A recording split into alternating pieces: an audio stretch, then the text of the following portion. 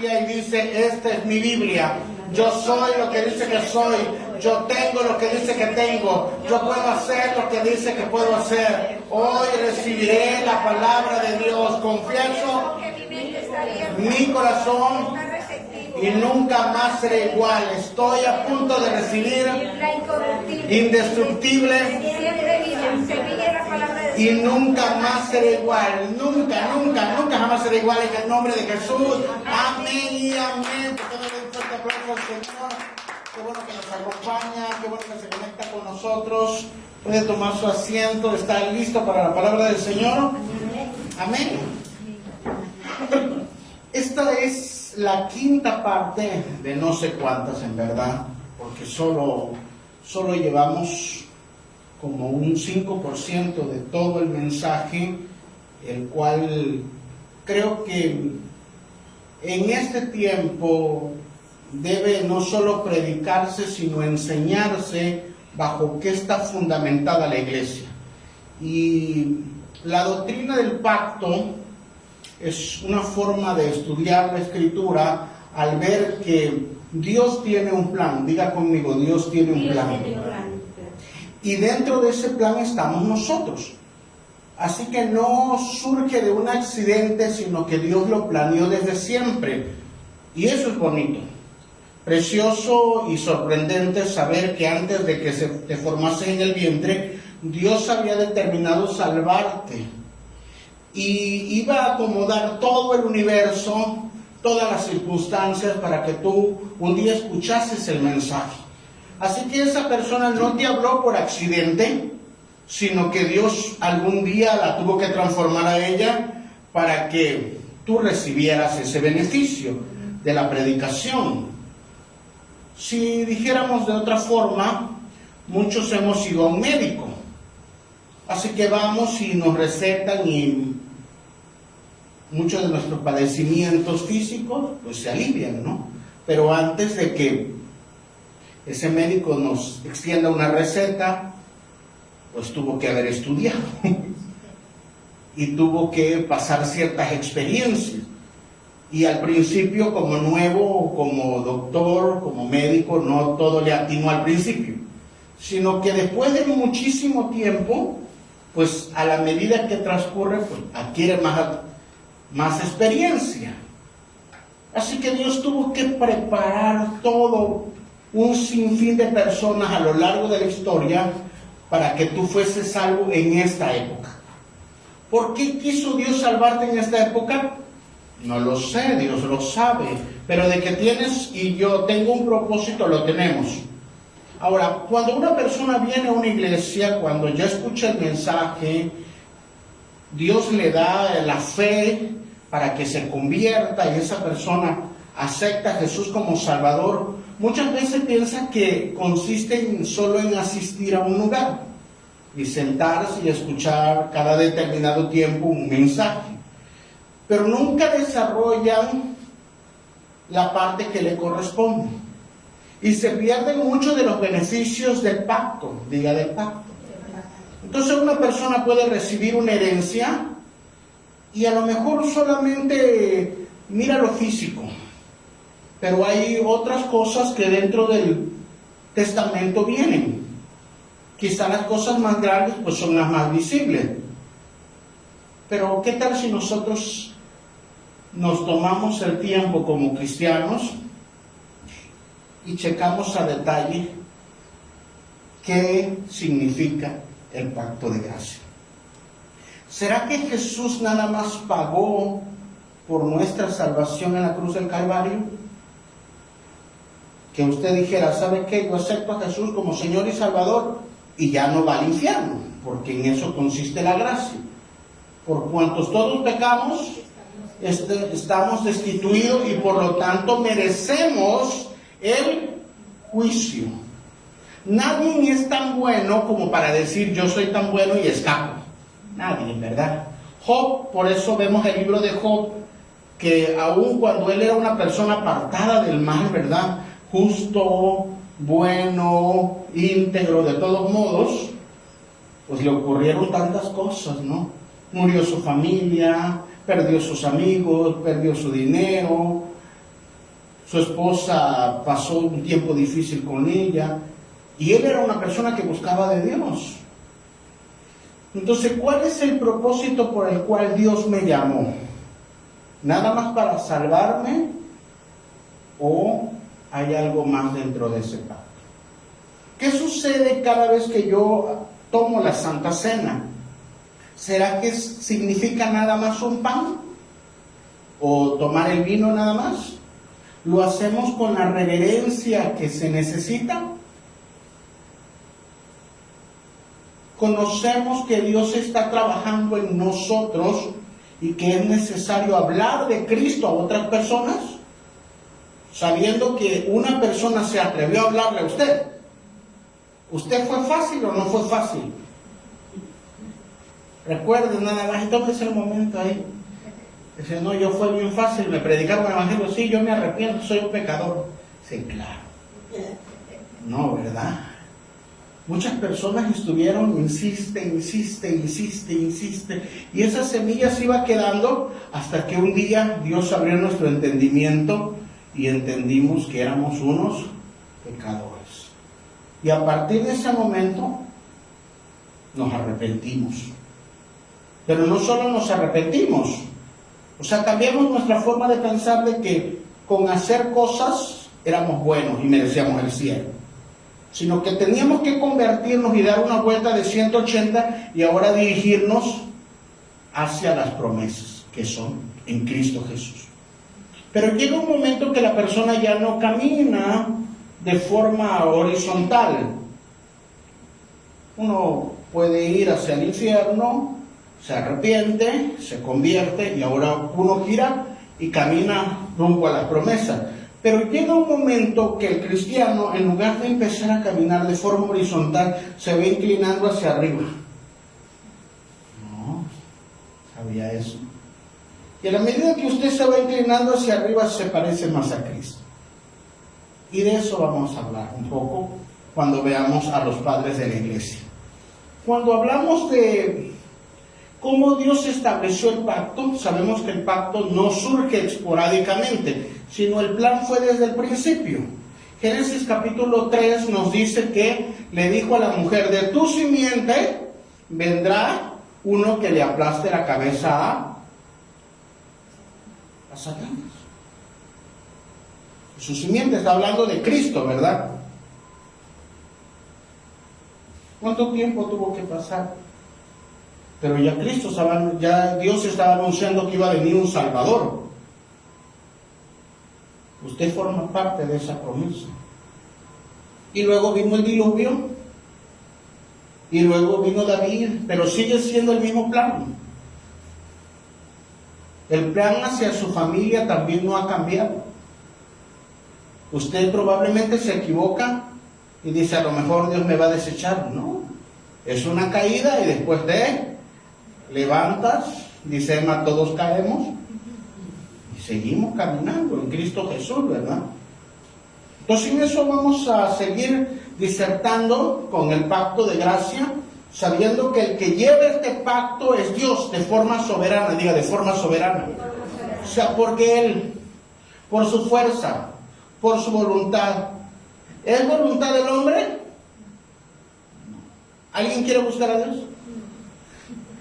¿Será que alguien quiere buscar a Dios verdaderamente? La respuesta es no. Pastor, yo tengo ganas de buscar a Dios. Ah, sí, pero la soberanía de Dios ha hecho que te den ganas. Por eso dice la Escritura que Él pone el querer como el hacer. Si queremos buscar a Dios es porque el Espíritu Santo nos mueve. Y lo vimos que todo este pacto se transmite a lo largo de la historia, no como un hilo. Dios lo va sosteniendo. Noé, Abraham, David, hasta que llega el Mesías. Y luego vimos que en esto consiste la fidelidad de Dios. Diga, fidelidad. ¿Quién es fiel? ¿Qué hombre es fiel? Nadie. La respuesta es que nadie es fiel. Todos hemos pecado. ¿Cuántos buenos hay? ¿Cuántos justos hay? Nadie. Maestro, le dijo a ese hombre, maestro, bueno. Y Jesús le dice, bueno solo Dios. Pero hago los mandamientos, pero te falta uno. ¿Lo quiso hacer? No. ¿Era bueno entonces? No. Ahí Jesús, sin decirle no eres bueno, se lo estaba demostrando, ¿verdad? Entonces, la fidelidad de Dios consiste en que aunque nosotros fallamos, Él permanece fiel. Y en eso tenemos que descansar. Yo no puedo descansar en mis fuerzas. No descanse en su fuerza. No descanse en su oración.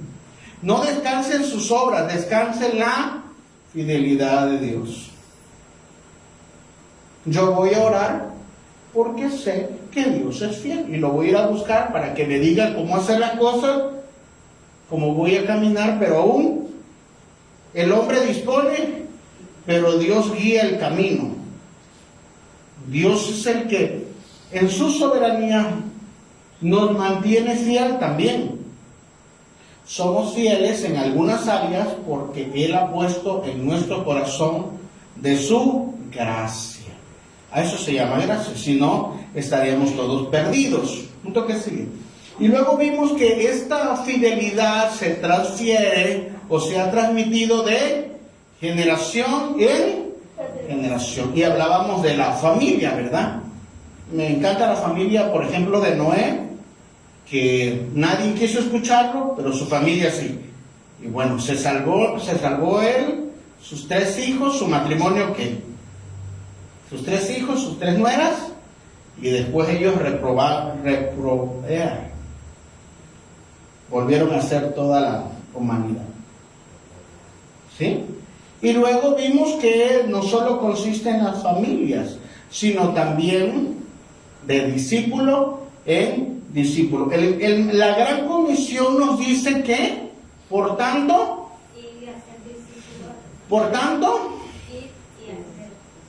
si no lo repite, ¿verdad? Porque entonces, si usted lo repite, sabe que no estoy haciendo discípulo, no estoy cumpliendo la gran comisión, ¿verdad? Y entonces la iglesia nace en el día del Pentecostés, en Hechos capítulo 2, y el Espíritu Santo viene y se levantan los 120 que están en el aposento alto, y en esa época o en ese evento se convierten 3,000 personas. ¿Quién los convence? El Espíritu Santo. Los redarguye. Y luego Pedro va al templo, sana al cojo y se convierten 5,000 personas. ¿Quién los convierte? ¿Quién los convence? El Espíritu Santo. Y una persona que es tocada por Dios, diga que es tocada por Dios, entonces empieza a ser transformada, lo mueve. Y no sé si usted ha escuchado en su interior la voz del Espíritu Santo. ¿Qué es la voz del Espíritu Santo? Cuando usted hace algo y entonces se redarguye, dice, eso que dijiste está equivocado. No debiste hablar así, no debiste mentir así, no debiste hacer esto. Y nadie le dijo que estaba equivocado, sino que lo siente en su interior y dice, es el Espíritu Santo. Entonces eso va en un cristiano, lo va transformando, y se tiene que transmitir el pacto de gracia a los discípulos, pero los discípulos tienen que ser enseñados. Y luego vimos que esas personas del aposento alto y luego del templo, pues perseveraban en la doctrina, digan la doctrina. Y la doctrina es la enseñanza bíblica. ¿Cómo tenemos que comportarnos dentro de el pacto? ¿Cuál es nuestra responsabilidad? No solo se trata de ser salvos sin hacer nuestra responsabilidad. Y entonces para ellos surgen los primeros discípulos, y luego eso ocurre en el año 33, donde Jesús muere y es levantado. Y no han pasado ni 60 ni 70 años donde empiezan a entrar errores en contra de el pacto, que se llaman herejías. Pero como no existe una Biblia compilada como la que usted tiene, esa Biblia compilada se empieza a trabajar allá después del siglo III, en el 325, en el credo de Nicea, y luego en el 384 de Constantinopla. Y ahí reúnen los libros, y sabemos que a partir de ahí son 66 libros, que son los que tienen. Pero para ellos muchas personas ya murieron, muchas personas fueron perseguidas, muchas personas fueron quemadas, muchas personas dieron su vida. ¿Para qué? Para que usted tenga su Biblia y usted sepa en qué estamos fundamentados, en el pacto de la gracia. La pregunta es, ¿la leemos? ¿Sabe usted qué es lo que Dios espera que haga en su vida o de su vida, o por qué Dios le dio vida de nuevo? ¿Cuál es la razón por la cual Dios quiso salvarlo por su mera gracia y misericordia?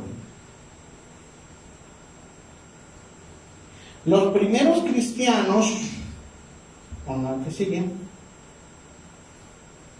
dieron el testimonio patrístico, los padres de la iglesia, revelando que la iglesia tenía que ser enseñada de generación en generación, así como de padre a hijo. También los discípulos obtuvieron hijos espirituales a los cuales les enseñaron la doctrina. Ahora, toda esta historia es porque muchas personas piensan que nuestra fe está fundamentada en un invento. Nuestra fe está fundamentada en la obra de Cristo y saber que a lo largo de la historia esta idea no ha cambiado. En el Antiguo Testamento la idea era: va a venir un Salvador. En el Nuevo Testamento ya vino el Salvador y espero al Salvador nuevamente en su segunda venida, y eso tenemos que seguir enseñándolo. Así que los padres de la iglesia, que son aquellos primeros discípulos, se les encargó esta tarea. Una persona, más bien 2 alumnos, llegan tarde a su día de clases. Como llegan tarde, no los dejan entrar, así que le dice: sálgase porque llegó tarde, y se quedan afuera. La clase está allá adentro. Cuando de repente, no son los únicos que llegaron tarde, hay varios ahí, y se ponen a jugar y todo, pero de repente ven que alguien, un hombre alto, mal encarado, con una gabardina larga, se acerca. Su gabardina está un poco avoltada, no me vean. Esa era la gabardina, él sí era la gabardina. Sospechan que tiene algún artefacto. Uno de ellos, de los que llegó tarde, se abalanza contra él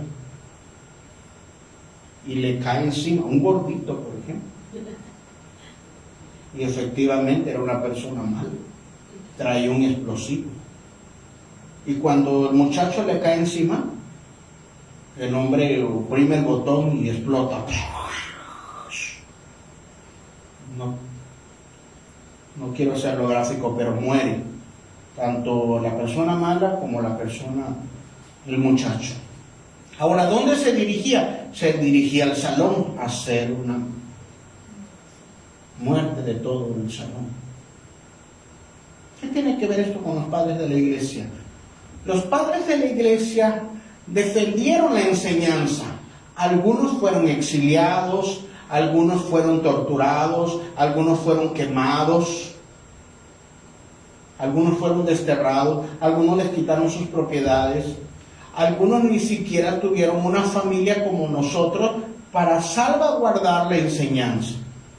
no eran personas del vulgo, sino que eran doctores en la ley. Personas que estudiaron para salvaguardarnos de que ninguna herejía, de que ninguna falsa enseñanza entrase a la iglesia. Ahora, ellos recibieron todo el golpe, pero estaban confiando que las generaciones se iban a levantar con una buena enseñanza. Así que lo que queremos en esta temporada de la iglesia, al menos en este ministerio, que usted que se acerca con nosotros entienda que nuestra fe no consiste en una idea vana, ni que yo les estoy enseñando algo que yo me inventé, sino que toda nuestra fe está fundamentada desde Génesis 3 hasta nuestra época contemporánea. Así que lo que yo les enseñe va a retumbar en lo que diga Irineo, en lo que diga Jerónimo, San Agustín, luego vemos a Juan Calvino, luego vamos a ver a Martín Lutero, y luego vamos a ver hombres de Dios de esta época en el cual sigue diciendo lo mismo la Escritura. No podemos inventarnos cosas, no podemos inventarnos enseñanza, porque el testimonio de los hombres de Dios, de la Escritura, tiene que ser una sola.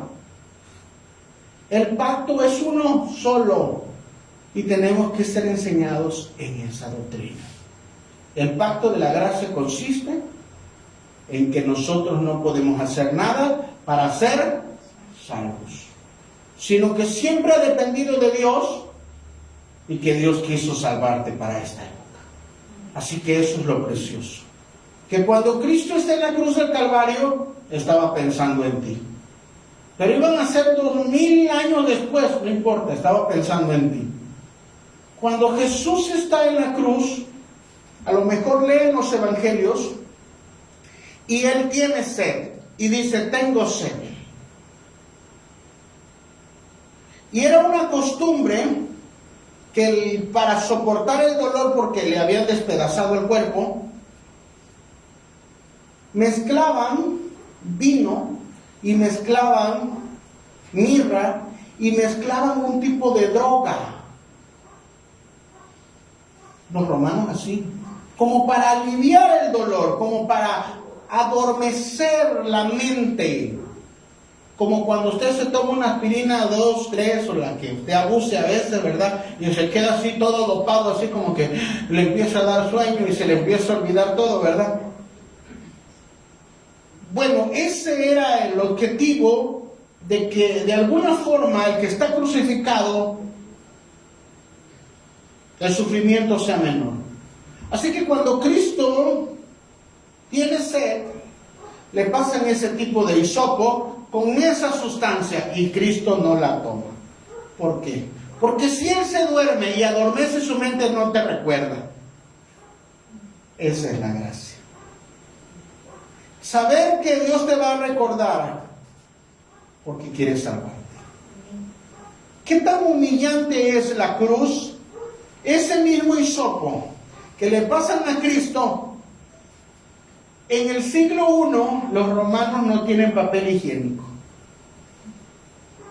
Así que donde ellos van como soldados, llevan un hisopo para limpiarse. Así que cuando Cristo pide agua, mojan este hisopo y se lo pasan. ¿Usted se imagina? Para que usted y yo fuésemos salvos, nuestro Señor Jesucristo tuvo que padecer. Así que los primeros cristianos y los primeros padres de la iglesia se encargaron de que la enseñanza se transmitiera íntegramente, sin meterle otro tipo de ideas. Y de eso vamos a hablar hoy. Hoy vamos a hablar de uno de los hombres, del padre de la iglesia, de tercera generación. Diga, de tercera generación. ¿A qué sí? Así que vamos a ver primeramente a Irineo.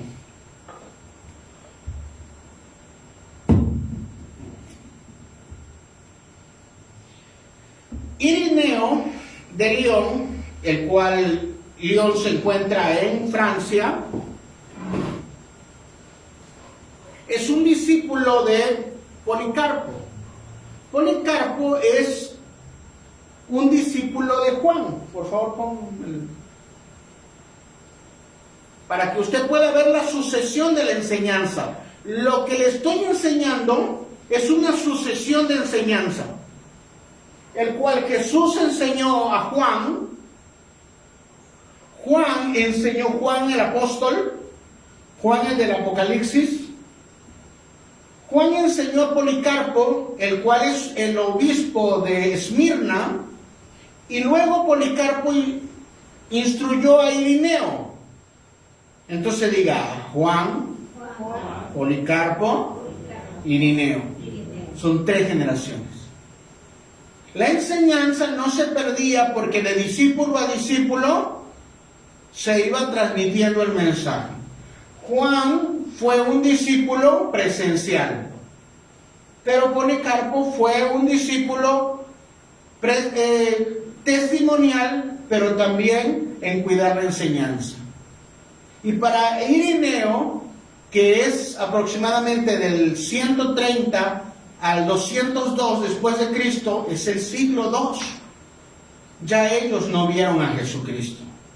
Pero la enseñanza seguía viva porque los padres de la iglesia tuvieron un propósito: transmitir la sana doctrina, transmitir la enseñanza que apunta solo a Cristo.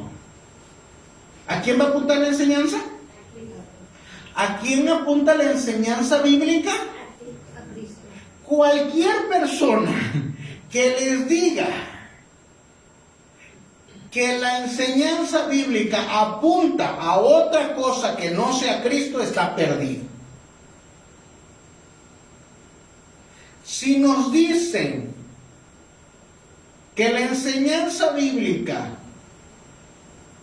es para que nosotros tengamos más bienes económicos, pero no busquemos a Dios, la enseñanza está equivocada. Todo converge y todo apunta a Cristo. El Antiguo Testamento, ¿a dónde apunta? A Cristo. Por eso vemos en el tabernáculo al cordero, ¿verdad? Que le pone la mano y luego lo sacrifican. Y es una tipología ¿de quién? Del Cordero de Cristo. Y luego lo vemos a Cristo en la cruz del Calvario, es el mismo. Y los primeros padres de la iglesia, ¿a quién predicaron? A Cristo. Así que este hombre llamado Irineo de León es un obispo. Y él es enseñado por Policarpo ahí en Turquía, pero le dan su oficio en Francia. Recuerde que estamos en el Imperio Romano, es el siglo I. Y él va a defender la enseñanza y la doctrina de los gnósticos. Diga, gnósticos. Le parecerá que esta enseñanza no tiene nada que ver con usted, pero verá que sí tiene que ver con usted. Porque aunque parece muy técnico, las herejías que surgieron en siglos anteriores se están reviviendo. Y como se acerca el último tiempo y el gran avivamiento y Cristo está por regresar, el enemigo ha echado toda la carne al asador. Para que el mundo cada vez prepare la plataforma para el anticristo, pero para que la iglesia también no pueda discernir qué tipo de personas entran en una congregación, qué tipo de enseñanza entran en una congregación. Y usted y yo como cristianos debemos estar alerta, diga alerta. Así que si le dijesen que un ratero está o un ladrón está cerca de su colonia, probablemente usted va a dejar la puerta abierta. ¿O va a dejar el portón abierto? ¿O va a empezar a decirle a sus vecinos cuántas propiedades tiene? No, ¿verdad? Sino que va a mantenerse alerta. Y el objetivo de los padres de la iglesia es prevenir a la iglesia. Dentro de una congregación existen dos tipos de personas. Diga dos. No más. El que es discípulo y el que es cizaña. ¿Cuál es usted? El que es discípulo es trigo. Y tarde o temprano da fruto. Da fruto de arrepentimiento, se convierte y empieza a caminar en pos de Dios. Le permite al Espíritu Santo ser transformado. Pero hay cizaña. Y hay una característica del trigo y la cizaña, que se parecen.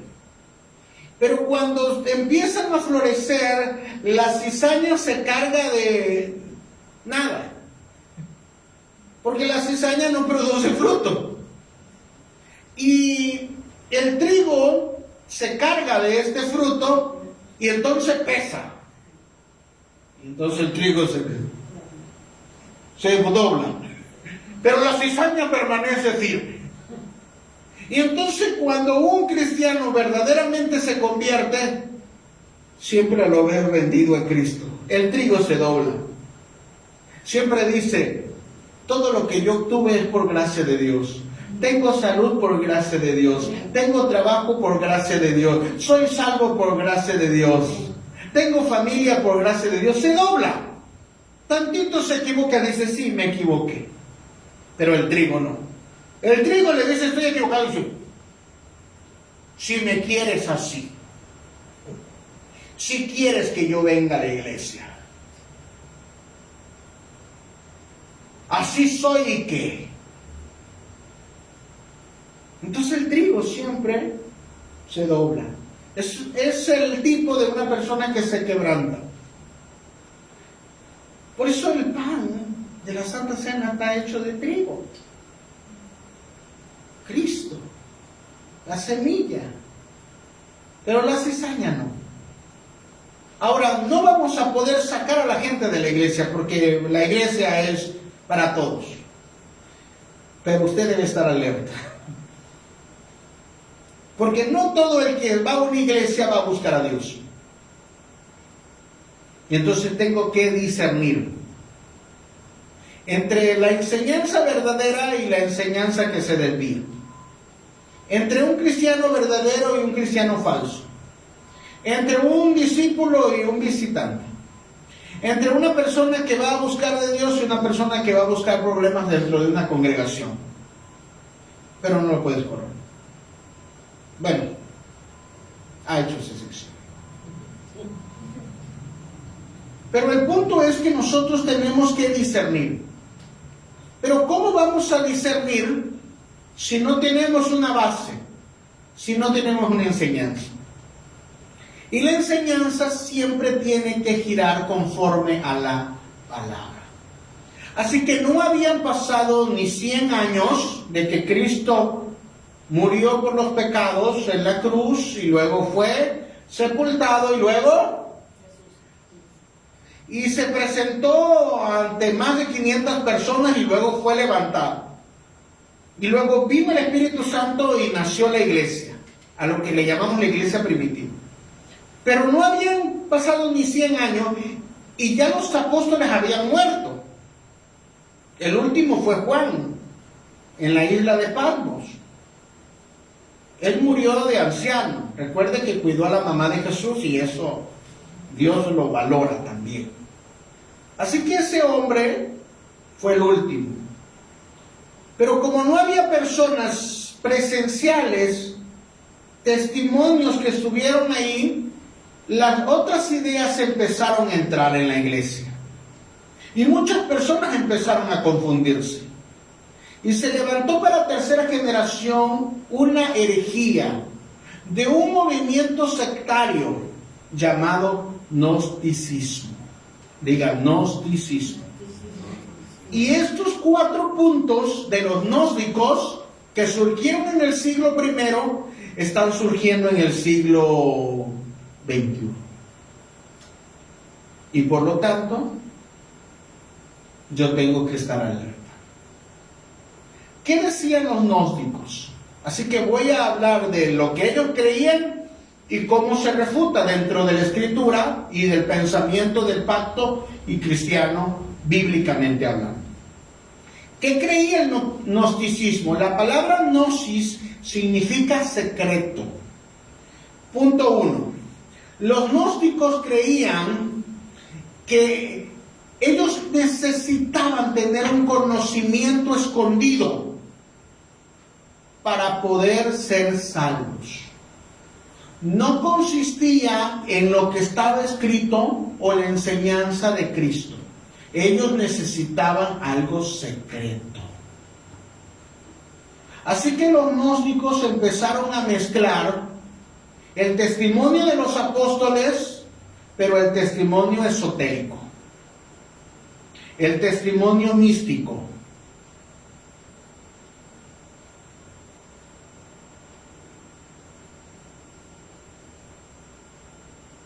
En este tiempo está surgiendo ese movimiento también.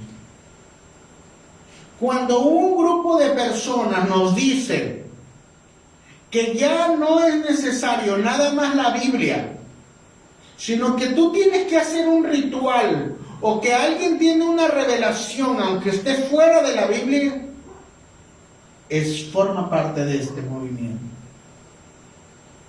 Cuando alguien te dice, tú no vas a poder avanzar si no estás en mi cobertura, porque yo tengo la superunción y a mí solo Dios me habla, forma parte de este movimiento que está volviendo a surgir. Yo solo tengo la clave para ser salvo. No, hermano, la clave se llama Cristo. No hay ningún secreto.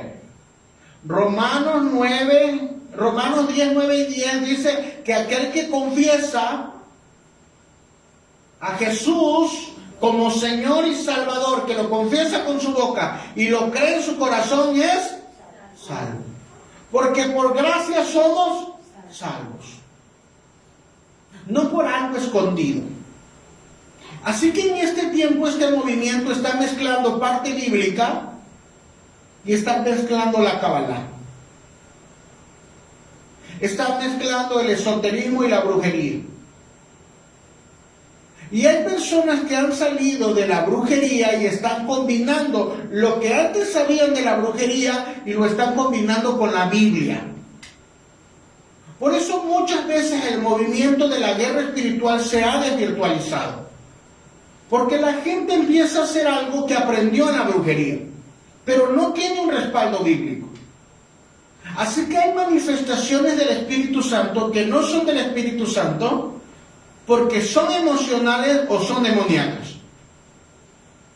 Así que tenemos que aprender que no hay nada secreto para la salvación. Cristo es nuestra salvación. Nuestra fe descansa en la obra de nuestro Señor Jesucristo.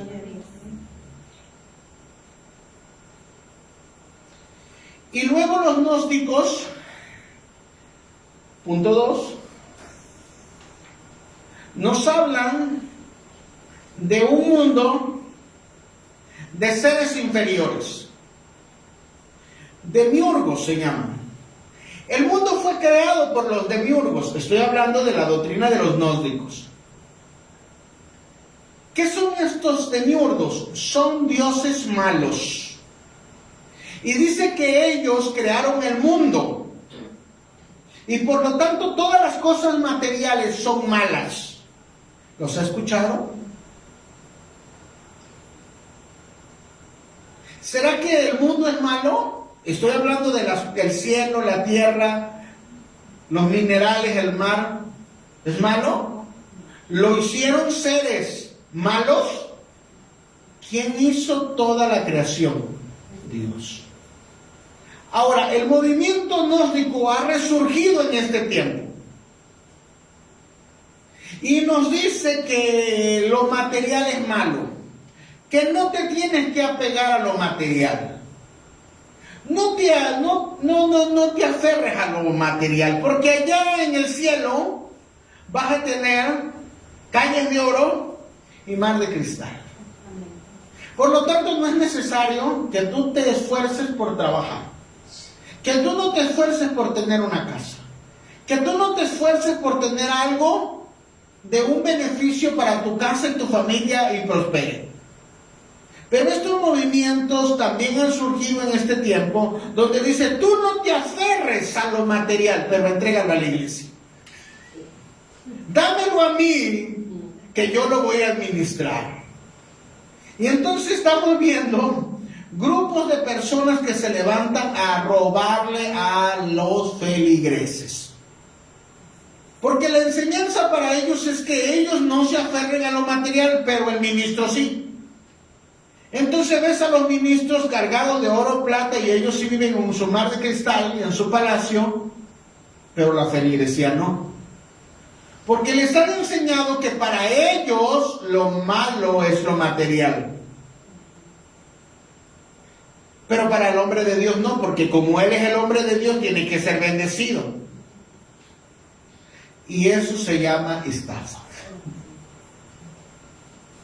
Hermano, no es algo nuevo. Surgió en el siglo I y los gnósticos lo enseñaban. Para que la gente se despojase de la riqueza, pero se le entregase a alguien. Eso se llama manipulación. Eso se llama cerratero. No es algo nuevo. Cuando una iglesia empieza solo a predicar de la prosperidad, pierde tus escrúpulos, pero tú ten el dinero y eso significa que estás en la bendición. Estás hablando de un movimiento del gnosticismo del siglo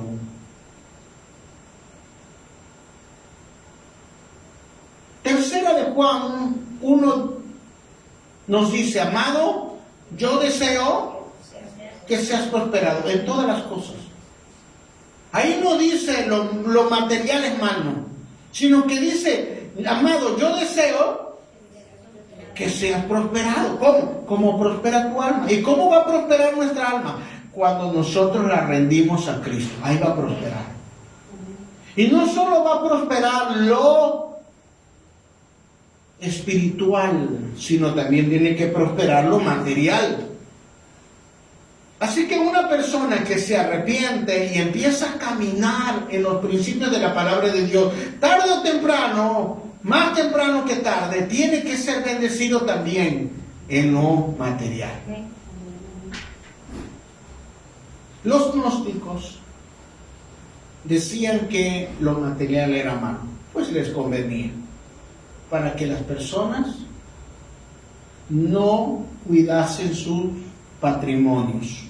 Hermano, Dios te ha bendecido con recursos y un día también te va a pedir cuenta de ellos. Por lo tanto, hay que ser administrable de lo espiritual y de lo material. Punto 3. Otra de las enseñanzas de los gnósticos es que Cristo no había venido en carne, sino que Cristo era nada más un espíritu, que Cristo era una apariencia, un dokein. Y esta palabra del docetismo es que Cristo en realidad no se hizo carne. Pero el error consiste en que si Cristo no se hizo carne, ¿dónde cargaron nuestros pecados? Porque Cristo no cargó nuestros pecados en su espíritu.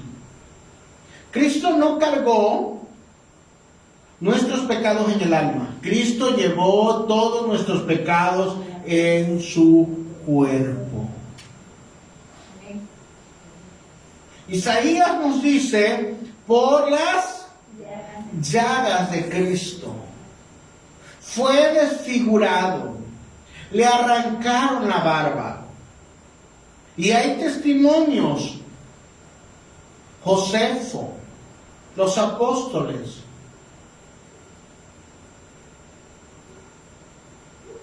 Cristo no vino en apariencia, Cristo vino en carne, como tú y como yo.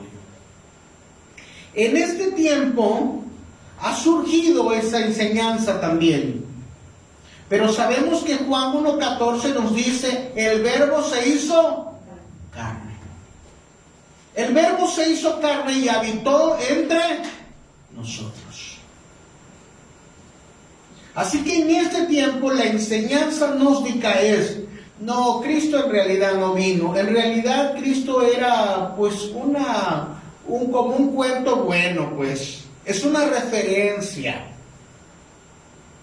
Usted lo tiene que ver como algo, pues, que era una figura, era una metáfora. No, hermano. Cristo descendió, estuvo en el vientre de María, pasó 9 meses en un vientre, nació, creció, trabajó, tuvo su ministerio 3 años, luego padeció en el tiempo de Poncio Pilato, de Herodes, y después fue crucificado y murió. Y ahí en la cruz del Calvario llevó cada uno de nuestros pecados. Hermano, usted no debe estar confiado en sus fuerzas. Usted debe estar confiado en la obra de nuestro Señor Jesucristo. Ahí está nuestra confianza. Así que cada vez que usted doble sus rodillas, cada vez que usted incline su cabeza, debe estar confiado que está orando al Padre no por sus fuerzas, sino porque Cristo un día derramó hasta la última gota de sangre. Y esa sangre está todavía aquí. Y sigue limpiando nuestras vidas. Y sigue quitando nuestros pecados. Así que no es una fantasía. Cristo verdaderamente vino y se sacrificó por nosotros.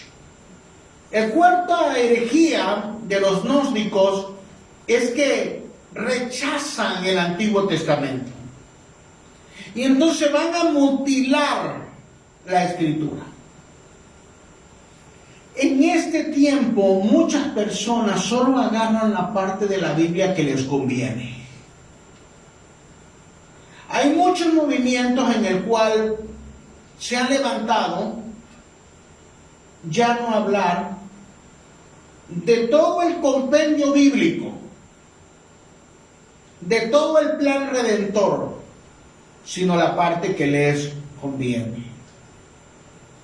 Uno de ellos es el Evangelio de la Prosperidad, el cual solo toma la Escritura para hablarte de finanzas y de dinero. Pero no te va a hablar de pecado. No te va a hablar que hay que arrepentirse. No te va a hablar que tenemos que perseverar. Es un evangelio a modo. Los gnósticos no aceptaban el Antiguo Testamento porque ellos decían que el Dios del Antiguo Testamento es malo, pero el del Nuevo Testamento es bueno y yo mejor me quedo con el bueno, ¿no? El que se deja golpear, el que lleva todas las cosas en la cruz del Calvario y yo no tengo que hacer nada. Sí, claro. El mismo Dios del Antiguo Testamento es el mismo Dios del Nuevo Testamento.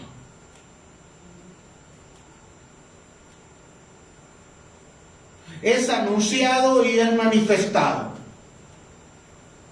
Los mismos mandamientos de no matarás, no robarás, no tendrás dioses ajenos, es el mismo mandamiento del Nuevo Testamento. No podemos cortarle a la Escritura. Segunda de Timoteo nos dice, toda la Escritura es inspirada por Dios. Toda. No nada más la parte que nos conviene. Porque si usted solo toma la parte que le conviene, no estará desarrollando su vida en Cristo como una persona integral. Recuerdo que mi pastor me decía: Nacho, tú sabes mucho, pero haces poco. Así que eres como los enanitos que son cabezones. Estás lleno de conocimiento, pero no has crecido. Y me enojaba mucho. Pero hoy puedo entender que no se trata nada más de saber, sino que se trata de hacer. Cuando una persona camina en el Evangelio, le permite al Espíritu Santo ser procesado en cada área de su vida. Diga: íntegramente. Espíritu, alma y cuerpo. Espíritu, alma y cuerpo. Transgresión en el cuerpo, pecado en el alma, iniquidad en el espíritu. ¿Por qué necesitamos ser íntegros y permitir al Espíritu Santo que nos transforme? ¿Quién nos va a transformar? El Espíritu Santo. ¿Lo va a transformar usted? No. Permitámosle al Espíritu Santo, porque cuando Cristo viene y se va a llevar a la iglesia, Él va a recoger una iglesia que esté irreprensible en espíritu, alma y cuerpo. Más o menos 3/4. Así medio sancochado. No, ¿verdad? Completamente cristocéntrica. Diga: cristocéntrica. Ahora, sé que hay muchas palabras que luego alguien me decía esta semana: pastor, usted hace alegoría, y no entiendo. Y cuando digo que un cristiano está sancochado, cuando un cristiano está media, no significa que sea perfecto, no sea perfecto, o que no, significa que esa persona que anda medio tibio, como lo dice el libro de Apocalipsis, es porque él se dejó, no porque está luchando. Una persona que está luchando está combatiendo en el espíritu y su carne. Quiere orar, pero su carne no lo deja. Entonces él lucha y dice: pero me voy a levantar. Eso no es guerra media, sino que es una lucha. Y todo cristiano en fuego lo padece. ¿Qué es un cristiano tibio? Aquel que dice: si Dios quiere cambiarme, que me cambie. Yo voy nada más y ya, pero no lo voy a forzarme. Yo no, si quiere Dios. Total, ya murió. Yo me voy a ir al mundo y ya regreso. Ese es un cristiano tibio. Un cristiano que solo toma la Escritura lo que le conviene y solo busca su conveniencia, no la transformación del corazón. Así que son este tipo de personas que cortan la Escritura. Y hay movimientos en este tiempo, iglesias, ministerios, que solo están cortando Biblia. Parece que son modas de los superapóstoles, los superprofetas. ¿Quién tiene más unción? ¿Quién tiene más personas? Pero no vemos transformación de corazón. Y Cristo mide la iglesia por el carácter de Cristo. La enseñanza debe ser cristocéntrica. Diga: cristocéntrica. Toda la gloria se la lleva Cristo. Toda la obra la ha hecho Cristo. Nosotros caminamos en pos de Cristo. Nosotros queremos reflejar a Cristo. Nosotros seguimos los pasos del pastor, del profeta, de Cristo. Usted no tiene que parecerse a mí. Diga: gloria a Dios. Tiene que parecerse a Cristo. Y yo como ministro le tengo que enseñar para que usted se parezca a Cristo. Que ore como Cristo. En eso consiste las primeras enseñanzas de Irineo. Su obra se llamó Contra las herejías. Diga: contra las herejías. Contra los errores.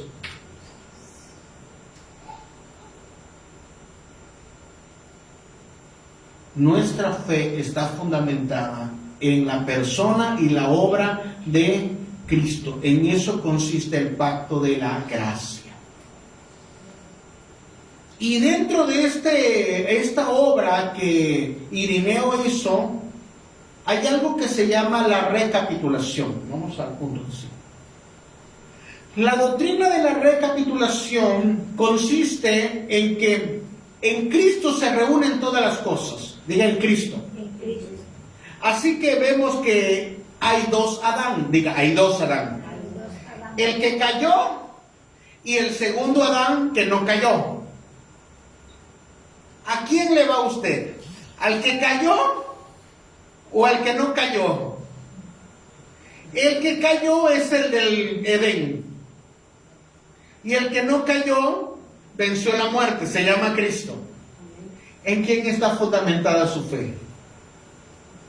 En el que no cayó, en Cristo. ¿Pero qué cree? Diga, ¿qué cree? Tengo la naturaleza de primero. Así que por el pecado de Adán entró el pecado en todo el mundo. Y por lo tanto el hombre no puede alcanzar la salvación, porque como entró a través de Adán, y a través de Adán, a través de todos sus hijos, nosotros merecemos una sola cosa: el infierno. No, pastor, eso no me gusta, pero es la verdad. Pero la recapitulación consiste en que, por cuanto el hombre cayó, entonces Dios envió a su Hijo para darnos otra oportunidad. Así que su fe no está fundamentada en su fuerza. Su fe y mi fe está fundamentada en que Cristo no cayó. Diga, mi fe está fundamentada en que Cristo no cayó. Así que vimos la menorá, que es el alumbramiento de la palabra. Y luego vimos la presencia de Dios que está dentro de nosotros. Así que si Cristo está dentro de nosotros, está regenerando nuestro ser. Todos estamos luchando con nuestra naturaleza caída. ¿Alguien no lucha con su naturaleza caída? Todos. Quien diga que no es mentiroso y no tiene el Espíritu Santo. Pero todos estamos luchando con nuestra naturaleza caída, que es una herencia de Adán. Pero le tengo buenas noticias. Por cuanto Cristo está dentro de ti, cuando Cristo está en tu espíritu, cada día que pasa te vas pareciendo más a Cristo.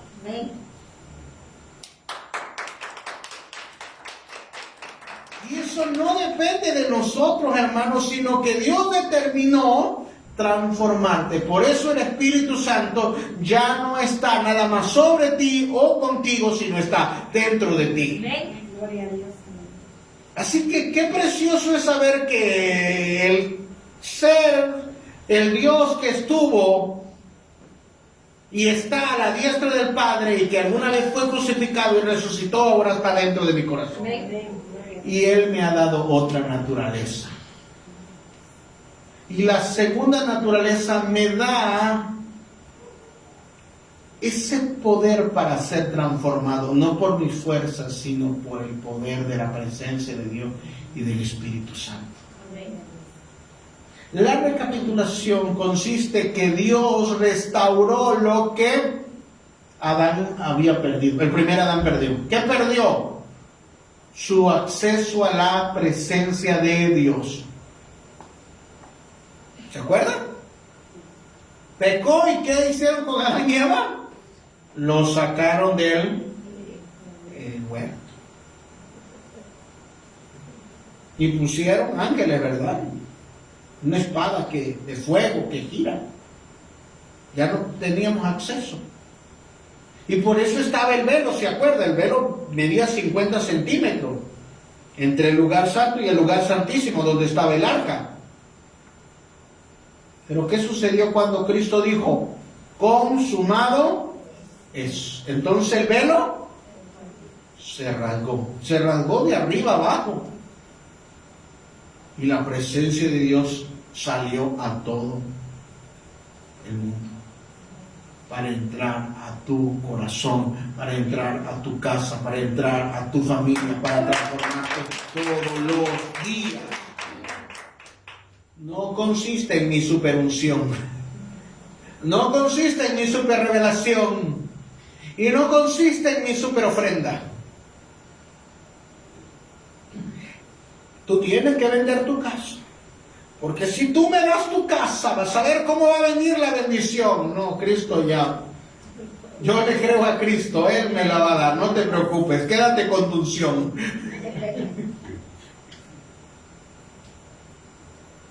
No podemos comprar la salvación. Cuando una persona da para la obra de Dios, es porque Dios lo mueve para darlo. Pero eso es otra enseñanza. Pero cuando hablamos de la salvación, no hay recurso o dinero que pueda salvar, aunque sea a una persona. Si juntásemos todo el dinero del mundo, el oro, la plata y las piedras preciosas, no podríamos pagar por una sola alma. Pero la sangre de Jesús que fue derramado en la cruz del Calvario no solo salvó a los de esa época, sino a los de todas las generaciones. Y sigue borrando los pecados. Eso es la recapitulación que nos habla Irineo. Dios restaura las cosas. En eso consiste la economía de Dios. En que Dios creó el mundo. En que le dio esa promesa a Israel. En que se estableció a través de Cristo. Y que la esperamos en su segunda venida. Amén.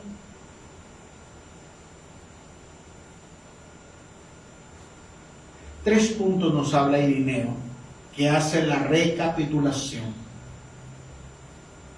Número 1, trae unidad. La historia de la salvación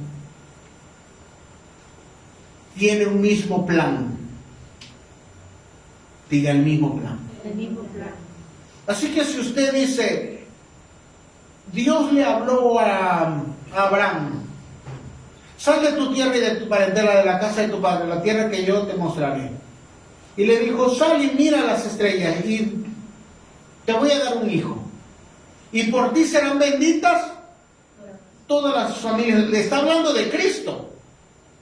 Porque cuando Cristo viniese de su simiente, todas las familias de la tierra íbamos a ser benditas por causa de la obra. ¿Así que es el mismo Dios? Sí. Es el mismo Dios de David. De tu linaje voy a sacar al Mesías. ¿Lo cumplió? Sí. Es el mismo Dios que le prometió a Abraham que tendría un hijo. ¿Se lo cumplió a David? Sí. ¿Vino el Mesías? Sí. Es el mismo que tiene dentro del corazón. Es el mismo plan. Es el mismo plan. No ha cambiado el plan, hermano. No han cambiado las personas.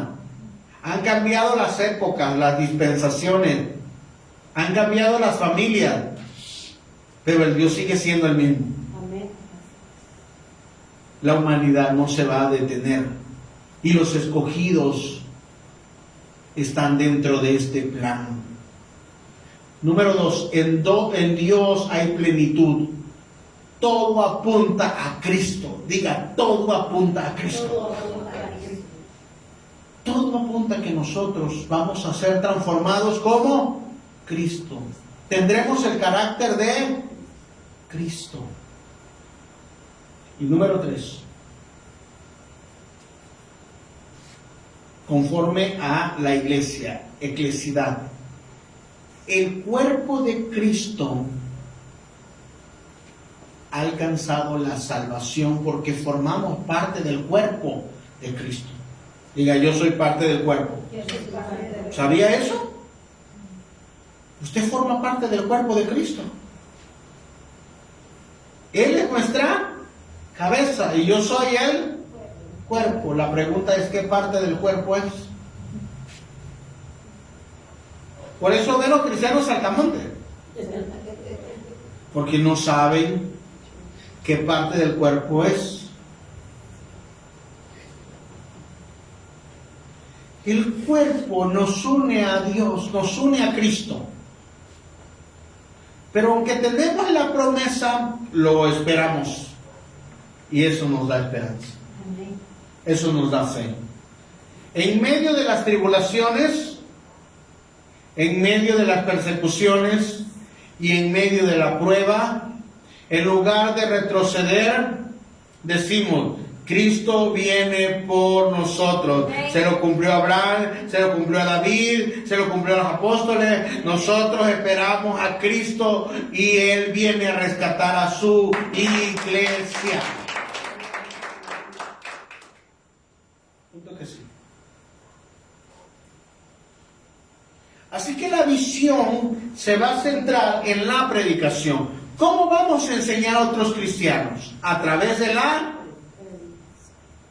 de mis ideas y pensamientos, lo que yo quiero enseñar, una nueva revelación que yo tenga, cuando usted me dé su casa, cuando me dé la camionetita roja, ¿no? Cuando usted me limpie los zapatos, no, ¿verdad? Cuando yo predique a Cristo. Cuando yo predique a Cristo. Cuando tú prediques a Cristo, la fe vendrá por el oír la palabra de Dios. Y entonces el poder del Espíritu Santo te va a transformar.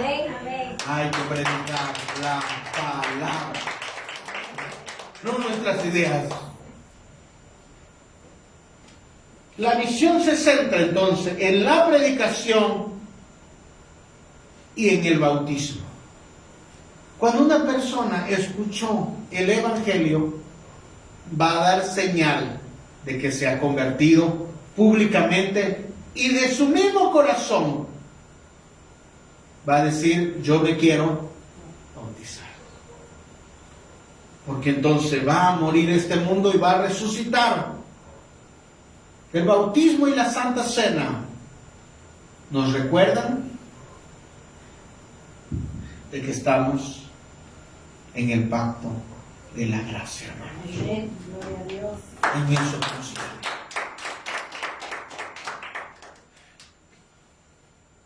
No es en nuestras fuerzas. Lo que no puedas hacer con tus fuerzas, ahí está Cristo. Nunca confíes en tus fuerzas, confía en la gracia.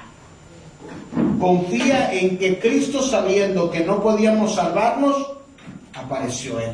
Si nosotros pudiésemos ser salvos por nuestras fuerzas, ¿qué caso tuvo o qué caso tiene de que Cristo viniera a salvarnos? No. Él vino porque no podíamos ser salvos por nuestras propias fuerzas o por nuestras propias obras. Así que cuando usted tome el pan, recordamos la enseñanza de los primeros padres de la iglesia de Irineo, hablando específicamente de la recapitulación. Ponme la última diapositiva, por favor.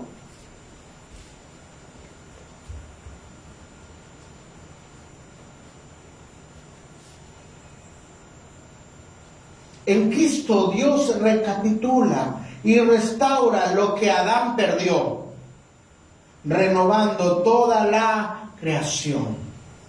Así que mire esta frase. En Cristo, léalo conmigo, en Cristo, Dios recapituló y restauró lo que Ignacio perdió. ¿Oh? Póngale su nombre. ¿Qué perdió? Usted lo sabe. Pero puede colocarle ahí. En Cristo Dios recapitula y restaura. Permíteme. En Cristo Dios recapitula y restaura lo que Ignacio perdió. Y renueva toda la creación. Dile, en el segundo Adán, Él va a restaurar todo lo que yo perdí. Entonces no estamos hablando de promesas vacías cuando usted levanta el pan y dice, Señor, este es tu cuerpo, el cual fue entregado por todos nuestros pecados. Y ahora sé que en donde yo fallé, donde yo no podía, ahí entró la obra de Cristo. Su cuerpo, lo que se perdió en tu cuerpo, yo tengo la fe de que va a ser restaurado. La noche que iba a ser entregado, dijo, este es mi cuerpo, que por todos ustedes es entregado. Hacerlo en memoria de mí.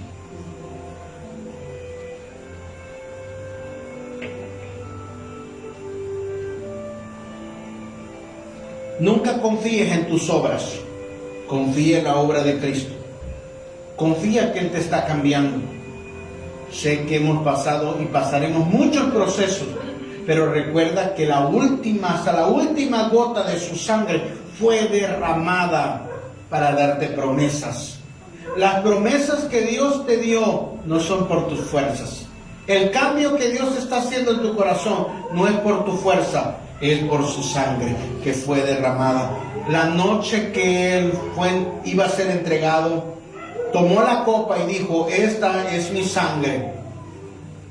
Y desde ahora es la señal del nuevo pacto. Diga conmigo, yo estoy en el pacto de la gracia. Y Cristo ha recapitulado todas las cosas. Y yo lo creo. Y no hay nada, no hay hombre, no hay ángeles, ni lo alto ni lo profundo. Nada me puede separar de Cristo, porque yo pertenezco a Él por voluntad de Él, en el nombre poderoso de Jesús. Puede tomarlo.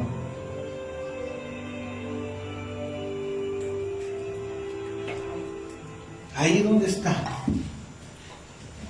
permita al Espíritu Santo ser renovado y saber que la presencia de Dios está en su corazón. Y haga como el trigo, incline su cabeza, no solo físicamente, sino de corazón, y dígale, es por tu gracia, es por tu obra, es por tu misericordia, es porque nos quisiste salvar. En cada cosa buena que he hecho, es porque tú me moviste, tú me diste la fuerza, tú me diste los recursos, y yo te doy gracias. Pero sé que aún me faltan cosas, dile. Y yo confío que me estás cambiando. No confío en mis fuerzas, confío que tú me estás cambiando. Dile, confío que estás cambiando mi casa. Confío que estás cambiando a mis hijos. Los confío en ti, los confío en tu mano. Sé que me tocaste, me abriste el entendimiento, y hoy estoy caminando en ti y en tu principio, porque a ti te ha placido. Sé que lo vas a hacer con mi familia, dile. Sé que lo vas a hacer con mi familia. Si tienes un familiar que está apartado, dile. Sé que tú eres poderoso para poder salvar. La obra de Cristo, la obra de redención trae salvación. Así que yo confío en ti. Madres, confíen. El padre del hijo pródigo esperó, y el Espíritu Santo lo tocó allá. Se había apartado, pero ahí, volviendo en sí por el Espíritu Santo, regresó. Y sé que no hemos confiado en hombre. Dile, no he confiado en hombre, ni en hijo de hombre. He confiado en Cristo. En Cristo están todas las promesas. Y yo digo, sí lo va a cumplir. porque yo le pertenezco, porque pertenezco al pacto